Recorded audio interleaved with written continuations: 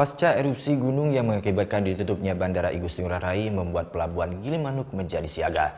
Hal ini disebabkan karena dikhawatirkan akan ada lonjakan penumpang ke Pulau Jawa yang beralih dari perjalanan udara ke perjalanan darat. Ditutupnya penerbangan di Bandara Igusti Ngurah Rai Bali sejak Senin pagi membuat ASDP Gilimanuk Jemberana Bali pun mulai siaga. Sejumlah armada kapal pun telah disiapkan untuk mengantisipasi membludaknya penumpang yang hendak menyeberang ke Pulau Jawa. Hingga Senin petang, peningkatan lonjakan penumpang yang hendak menyeberang ke Pulau Jawa melalui pelabuhan Gilimanuk ini belum terlihat padat. Hanya sejumlah bus dan kendaraan pribadi yang tampak masih mendominasi penyeberangan di pelabuhan Gilimanuk menuju pelabuhan Ketapang, Banyuwangi, Jawa Timur.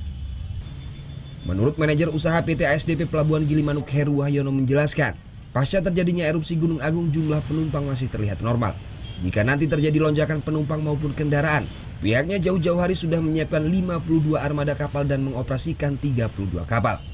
Sebanyak 20 armada kapal tersebut akan siaga di pelabuhan Ketapang, Banyuwangi, Jawa Timur. Untuk lonjakan penumpang maupun kendaraan di pelabuhan Gilimanuk terpantau secara visual ya maupun data masih belum ada peningkatan.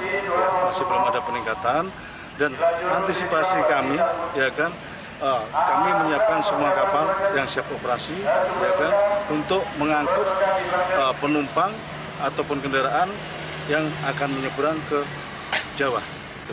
Ya, kalau mengingat lonjakan sudah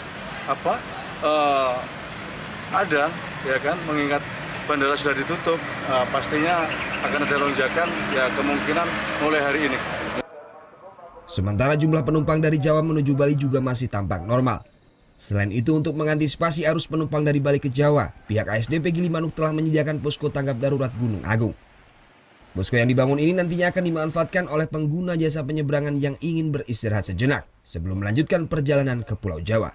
Putu Wijana melaporkan untuk NET.